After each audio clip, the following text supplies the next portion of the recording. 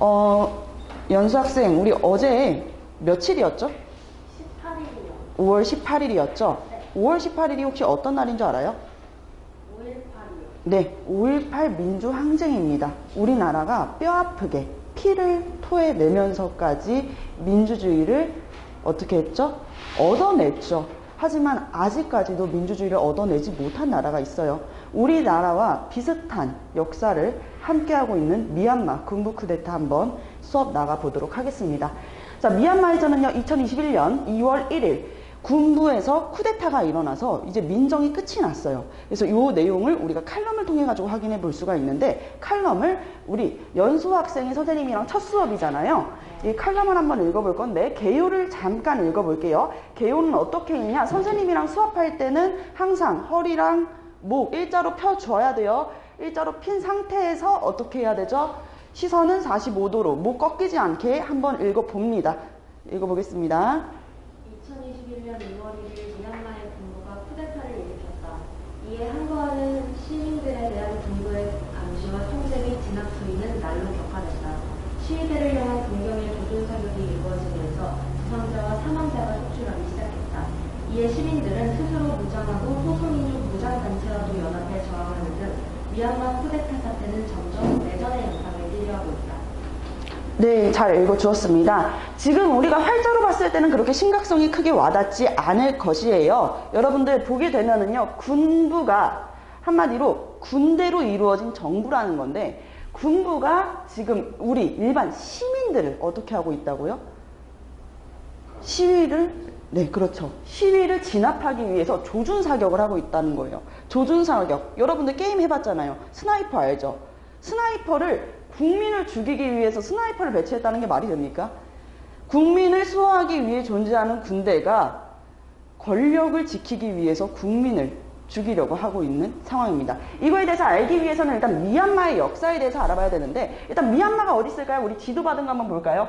지도를 보게 되면은 요런 모양의 지도가 있습니다. 선생님이 칠판에다가 조금 다르게 형상화를 시켜놨는데 색깔이 좀 의미가 있어요. 일단 여기 왼쪽 어느 나라일까요? 이 왼쪽 뭐라고 써져 있죠? 인디아. 네, 맞습니다. 인도예요. 그러면은 여기 오른쪽에 있는 나라는 어딜까요? 네, 그렇죠. 맞습니다. 중국이에요. 그래서 우리가 이 반도를 인도와 중국 사이에 있다 그래서 인도차이나 반도라고 하고 있어요. 네, 이 인도차이나 반도, 자, 여기는 어딜까요? 길게 쭉 나 있는 나라예요. 여기 허리가 딱 잘려가지고 남으로 나뉘어졌던 역사가 있습니다. 그렇게 전쟁을 했었죠. 어느 나라일까요? 베트남. 네, 맞아요. 베트남, 라오스, 그리고 여기 밑에는 캄보디아, 여기는 시암이었던 나라였죠. 태국입니다. 바로 오늘 우리가 수업해볼 곳이 여기 미얀마인데요.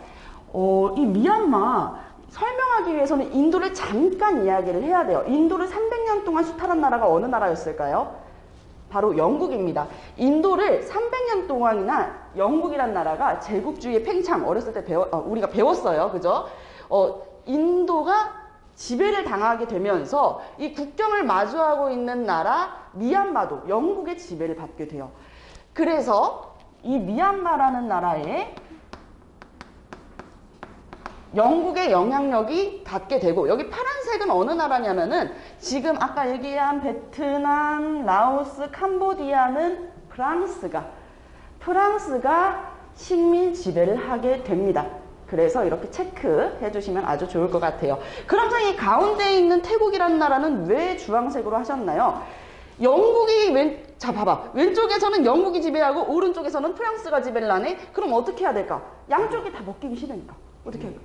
네? 좋습니다. 중립 외교를 펼치는 거예요. 프랑스가 쳐들어와. 그러면은 영국한테 가가지고 도움을 요청하고, 영국이 쳐들어와. 그럼 프랑스에 가가지고 도움을 요청하게 되면서 어떻게 된다고요?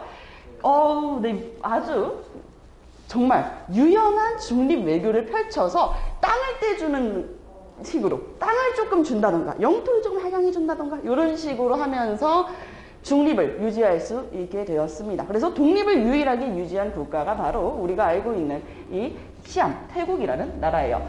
그럼 이 미얀마, 영국의 지배를 받고 있던 상황이었다. 이 내용을 선생님이 여기 표로 적어드렸는데 보이시죠? 1886년에 영국령 인도주로 병합이 돼요. 병합이 됐다가 1936년에는 이제 버마라고 이제 국호가 변경이 되는 거예요. 나라 이름이 왜 버마로 바뀌게 되냐?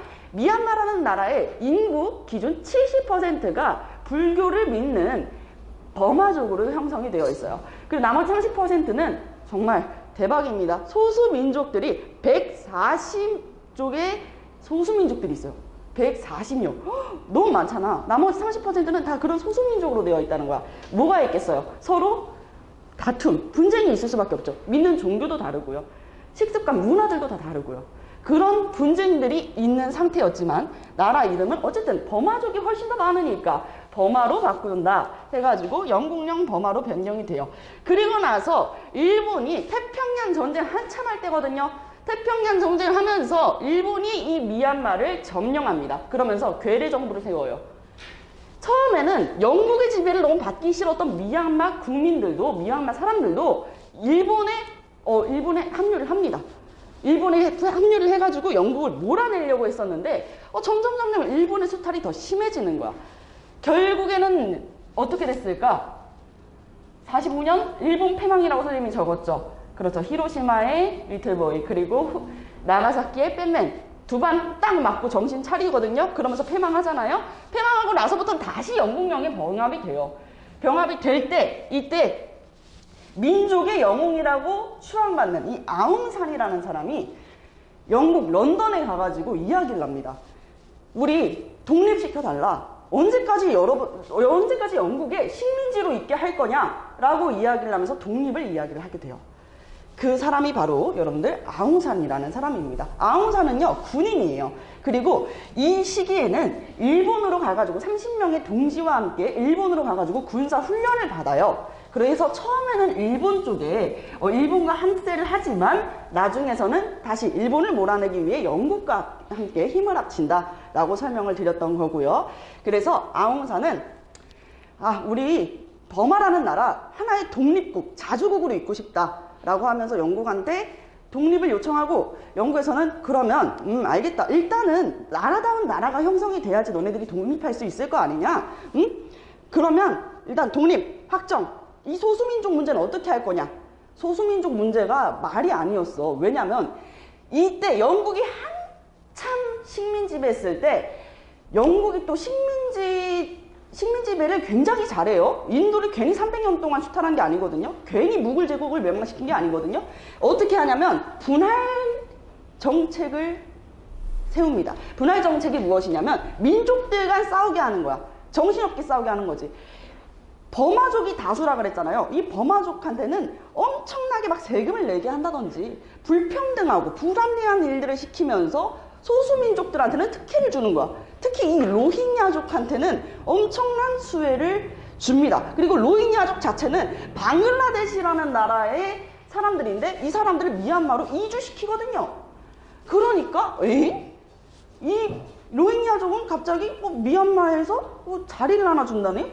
관직을 준다네? 이러니까 오히려 소수민족들이 더 힘이 세진 상황이어서 버마족들은 소수민족에 대한 이 악감정이 심화되어 있을 때였어요.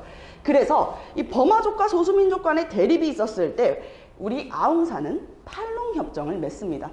팔롱협정이라고 써놨는데 읽을 때는 팔롱이라고 읽어요. 팔롱협정을 맺는데 이 팔롱협정에서는 어떤 이야기를 다루게 되냐? 민족의 영웅이었던 아웅산이요. 민족의 영웅이었던 아웅산이 소수민족들의 대표들과 약속을 하는 거야. 우리는 여러분들을 다 포용할 수 있는 하나의 국가 형태를 건국할 것이다. 그러니 나는 소수민족 모두를 단 한 명도 버리지 않을 것이다 라고 얘기하면서 우리 함께 힘을 합쳐서 무엇을 해보자? 새로운 자주적인 국가, 버마 만들어 봅시다 이렇게 얘기를 하거든요. 근데 이분은요 이렇게 버마의 독립을 위해서 힘을 썼는데요. 아쉽게 민족의 독립을 보지 못하고 이 버마의 독립을 보지 못하고 사망합니다. 바로 이 팔롱협정이 맺어진 5개월 뒤인 1947년에 피살당하고 말아요. 그리고 나서 이제 6개월 뒤 버마는 독립하게 됩니다. 미얀마가 독립이 됐을 때 당시에는 지금 보시면 아시겠지만 아웅산이 더 이상 피살이 됐으니 소수민족과 화합을 하려고 하는 사람이 거의 없어. 대부분 다수는 소수민족을 싫어하니까. 최초의 이제 문민정부였던 우누가 수상이 됩니다. 이 사람은 아웅산의 친구였어요. 이 사람이 수상이 됐는데 소수민족 간의 대립이 너무 심화되고 내전도 심화되는 거야. 왜? 소수민족들 입장에선 아웅산이 죽었어? 그럼 더 이상 우리의 권리를 누가 책임져 주는데? 하면서 내전이 일어났을 당시에 우누는요, 그러면은 이 소수민족 간의 문제가 종교가 다 다르잖아. 그치? 소수민족끼리는 종교가 다 다르잖아? 종교를 합쳐버리면 되겠다. 하면서 상자부 불교로 종교를 합치려고 그래요. 그럼 소수민족들이 굉장히 화가 나겠죠. 소수민족들이 그래서 더 이런 내전, 분노를 표출하게 되니까 나라가 혼란했던 시기예요. 이때 조금씩 빌드업 해가지고 힘을 딱 이렇게 내려고 했던 사람이 있었으니 그 사람이 바로 내윈입니다. 선생님이 여기에 30일의 동지라고 하는 아웅산을 비롯한 이 30일의 동지 사진을 붙여놓은 이유가 바로 여기 흰색 사람 보이죠? 너무 하얘가지고 그냥 멀리서도 보여요. 흰색 사람 살짝 옆에 요 사람이 바로 내윈입니다. 내윈은 조금 중요해요. 내윈은 임시총리직에 앉게 되면서 계속 이 내전들을 군대가 막아야지 누가 막나, 그쵸? 군대가 막게 되니까 이 군대에 대한 얘네 군대들 센데 하면서 군대에 대한 믿음이 형성이 되잖아요. 이때 이 국민들의 지지를 받고 있는 상황에서 우누가 재차 수상이 됐을 때 내윈이 쿠데타를 일으켜가지고 집권하게 됩니다. 근데 여기서부터 잘못 꿰어진 단추라고 볼 수가 있어요. 왜 잘못 꿰어진 단추냐? 내윈이 집권하게 되면서 내윈이 이야기하는 게 바로 버마식 사회주의라는 거야. 버마식 사회주의. 굉장히 이해가 되지 않습니다. 이 버마식 사회주의라는 게 무엇이냐? 규율적 민주주의라는 거거든요. 무슨 말인지 모르겠어요. 규율과 민주주의가 맞지가 않잖아요. 근데 내윈은 이런 얘기를 하죠. 어차피 자기 손에는 지금 힘센 군대, 정치적 위치까지 있어. 뭐만 있으면 신이 될 수 있을까? 뭐만 있으면 신이 될 수 있을까요? 권력 있지, 힘 있지. 이제 뭐만 있으면 돼요? 그렇지! 돈이 있으면 돼요. 그럼 그 돈을 어떻게 할 것이냐? 사회주의라고 얘기했잖아요. 선생님이 사회주의는 뭐라 그랬죠? 공동생산, 공동분배. 그러면 일단 우리가 다 걷어야 돼. 걷어가지고 이 사유화되어 있던 재산들을 싹 다 걷어서 이거를 공동분배를 해야 되는데 싹 다 이제 가져와가지고 사유화를 시켜버려요. 군부에서 사유화를 시켜버려요. 이게 이제 뭐다? 버마식 사회주의다. 이러니까 사회주의? 국제사회에서도 이 버마라는 나라를 점점 배척하는 거야. 일단 교류 자체가 안 되는 거죠. 이런 상황에서 어떻게 될까? 사람들은 솔직히 정치 못할 수 있어.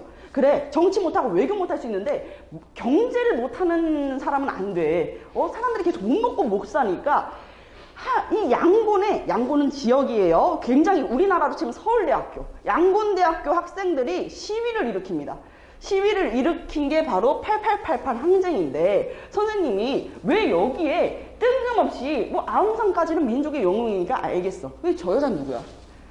근데 이름이 아웅산 수진에 대충 감은 올 거예요. 아웅산 장군의 딸이었습니다. 이 딸이 원래는 영국에 살았어. 남편도 영국인이고 이제 영국에 살다가 엄마가 너무 아프다는 소식을 듣고 딱 때마침 이 8888 항쟁이 일어났을 당시에 엄마네 집에서 간병을 하고 있었거든요. 간병을 하고 있다가 이걸 보고 딱 머리가 띵한 거지. 왜 띵해? 아버지께서 바란 이 버마의 독립이 과연 이런 것이었을까? 라는 생각을 하게 된 거예요.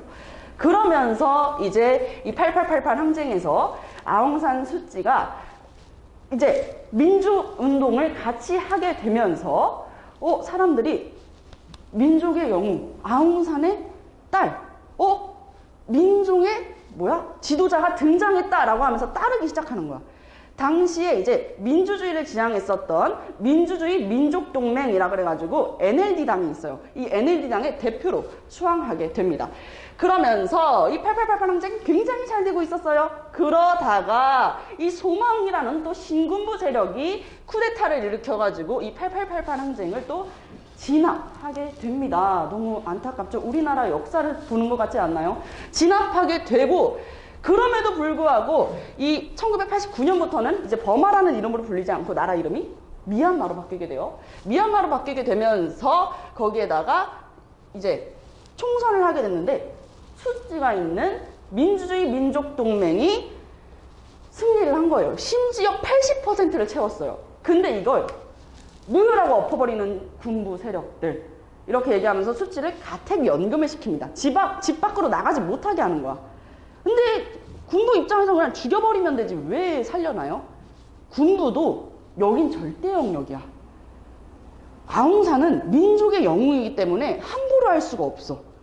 근데 그 아웅산의 딸을 만약에 군부가 죽이게 되면은 더 이상 빌미가 없는 거지. 신임 자체를 얻을 수가 없는 거지. 그래서 가택 연금을 시켜버립니다.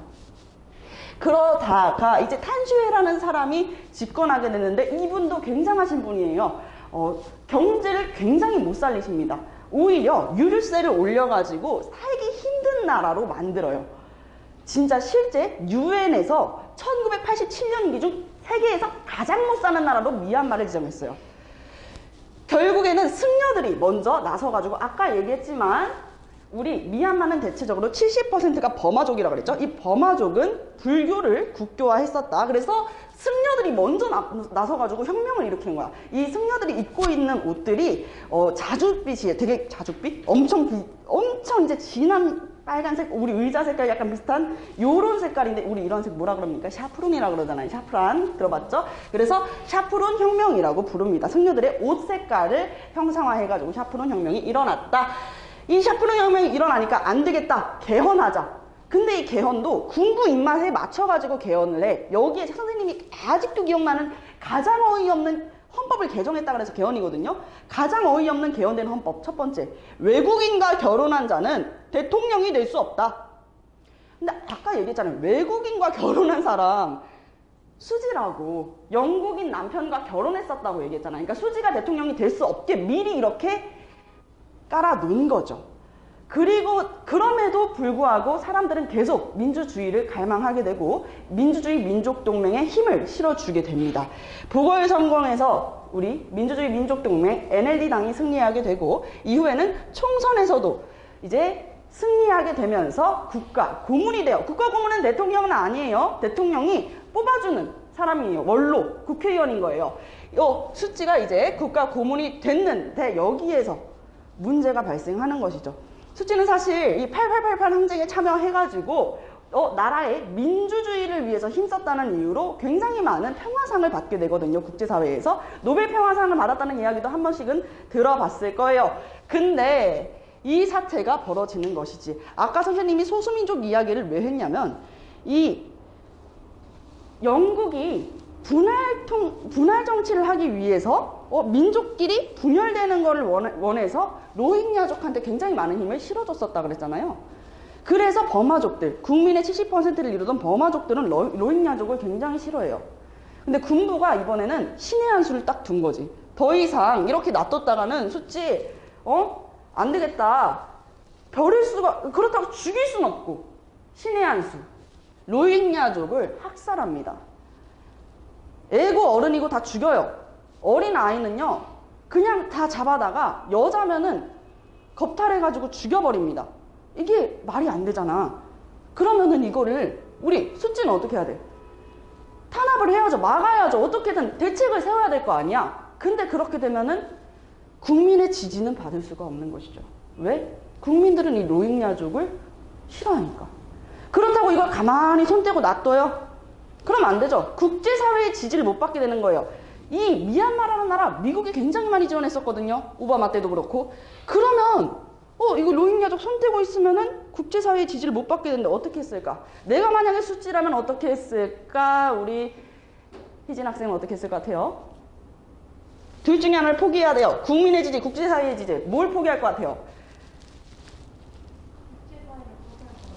네, 맞아요. 대부분의 사람들은 국제사회의 지지를 포기합니다. 그래서 우리 수지도 마찬가지로 국제사회의 지지를 포기를 합니다. 그 말은 즉슨 로힝야족에 대한 탄압을 그냥 눈 뜨고 가만히 보고만 있게 되는 것이에요.